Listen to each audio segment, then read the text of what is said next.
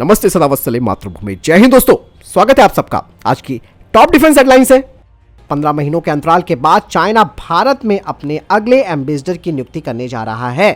France और भारत अब अपने डिफेंस और सिक्योरिटी टाइज को अगले स्तर पर ले जाने वाले हैं, जिसके तहत डिफेंस आइटम्स का मैन्युफैक्चरिंग और एक्सपोर्ट किया जाएगा फ्रेंडली नेशंस को।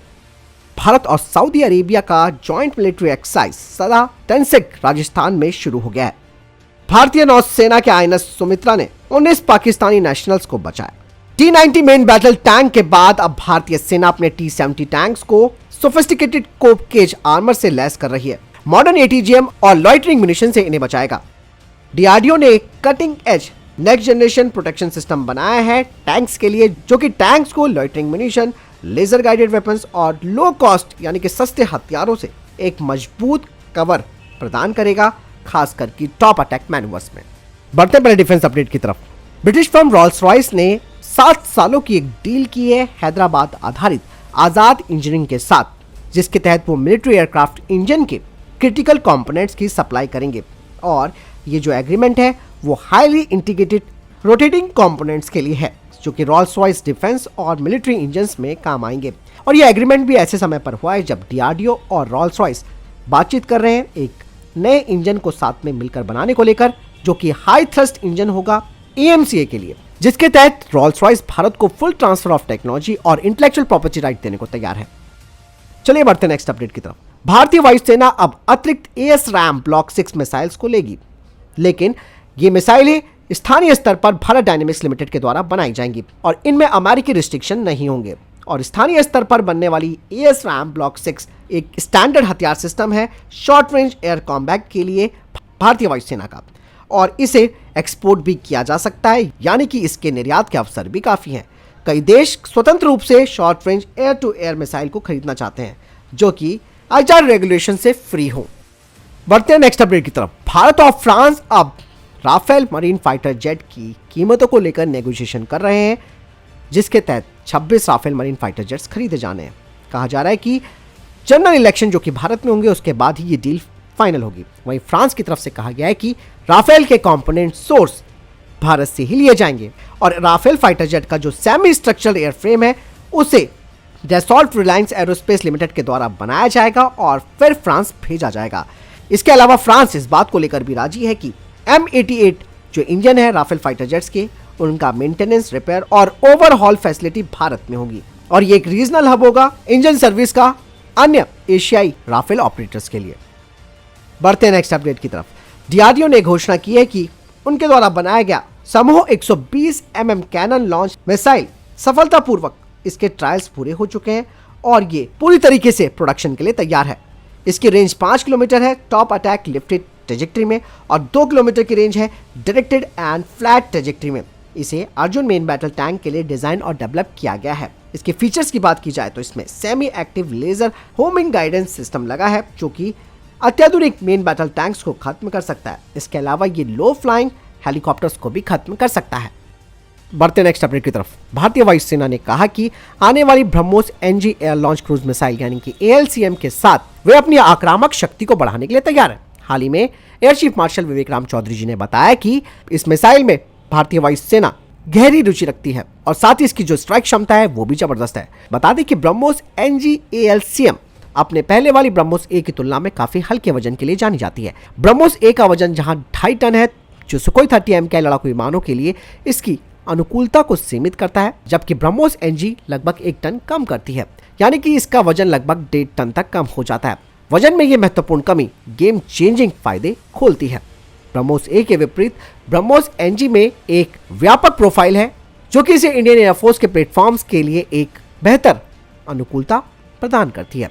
इसमें न केवल फ्रंटलाइन Su-30 MKI बल्कि स्वदेशी लाइट कॉम्बैट एयरक्राफ्ट LCA तेजस, MiG-29 फाइटर जेट और यहां तक के राफेल फाइटर जेट्स में से इंटीग्रेट किया जा सकता है। वजन की कमी के बावजूद ब्रह्मोस NG ने अपनी पहले वाली ब्रह्मोस की तुलना में जो तीव्र गति है उसे बरकरार रखा है। मैक 3 सक्षम ये दुनिया की सबसे तेज क्रूज मिसाइलों में से एक है, जो भारी सुरक्षा वाले लक्ष्यों के खिलाफ अपने विनाशकारी पेलोड को तेजी से डिलीवर कर सकती है। 290 किलोमीटर रेंज के साथ ब्रह्मोस NG की ऑपरेशनल फ्लेक्सिबिलिटी एक शक्तिशाली पंच पैक भारतीय वायुसेना को प्रदान करता है। साथ ही भारतीय वायुसेना के प्रमुख ने कहा कि ब्रह्मोस NG ALCM का इस साल के अंत या 2025 की शुरुआत में परीक्षण होगा। यह भारतीय वायुसेना के शस्त्रागार में तेजी से शामिल होने का रास्ता भी तय करेगा।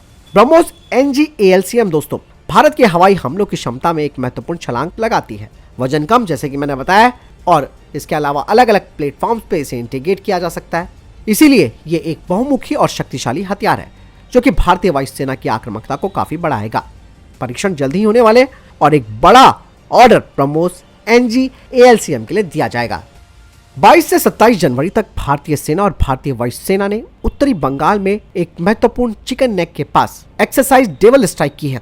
ये एक हवाई प्रशिक्षण अभ्यास था जिसमें कि सेना भी शामिल रही। एक्सरसाइज डेविल स्ट्राइक को हवाई सेना के द्वारा सामना किए जाने वाले ऑपरेशनों के पूरे स्पेक्ट्रम के साथ यह अभ्यास किया गया था। भारतीय वायुसेना के गरुड़ विशेष बल कमांडो के साथ पूर्वी कमान के 1000 से अधिक पैराट्रूपर्स ने इस अभ्यास में भाग लिया। साथ ही इसमें Rafale fighter jet, C-130 super Hercules, AN-32 परिवहन विमान, ये सब शामिल थे। बढ़ते नेक्स्ट अपडेट की तरफ। दोस्तों DRDO ने एक new age smoke protection system तैयार किया है और ये जो नई तकनीक है वो युद्ध क्षेत्र में क्रांति ला सकती है, जो कि हल्के सैन्य और नागरिक वाहनों को अप्रत्याशित हमलों के खिलाफ सुरक्षा प्रदान करेगा।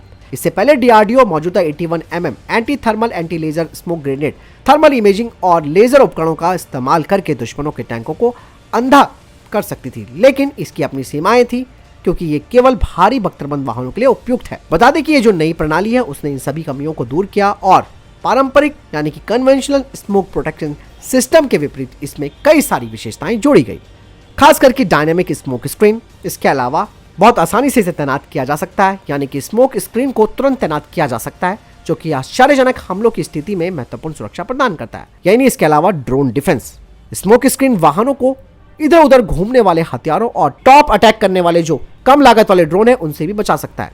इसकी मल्टी मिशन क्षमता है। इसके अलावा इंटीग्रेटेड काउंटर मेजर्स है। दोस्तों भारत में अमेरिकी राजदूत एरिक गॉर्सिटी ने कहा कि भारत और अमेरिका के संबंध गुणात्मक संबंध है। इसके अलावा उन्होंने कहा कि अमेरिका चाहता है कि उसका अधिक निवेश भारत में हो।